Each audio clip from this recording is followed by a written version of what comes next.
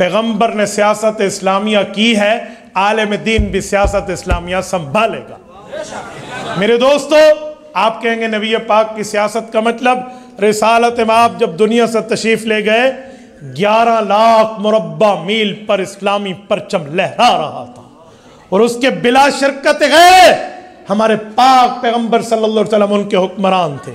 शरीयत इस्लामिया की ताबेदारी थी जिसको हजरत अबू बकर सिद्दीक रज़ी अल्लाह अन्हु ने संभाला। आज आलिम दीन भी पैगंबर की तरतीब पे चल के सियासत इस्लामिया में भी नबी पाक का वारिस है। और मेरे दोस्तों, मैं समझाने के लिए कहता हूं, कोई हमसे पूछता है कभी कभी, मौलाना आलिम मिंबर पे सियासत की बात क्यों करता है, तो मैं समझाने के लिए कहता हूं, भाइयों रेल पटड़ी पर क्यों चलती है, रेल तो मोटरवे पर चले।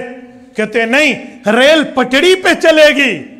मैंने कहा क्यों? कहते पटड़ी ही रेल के लिए है।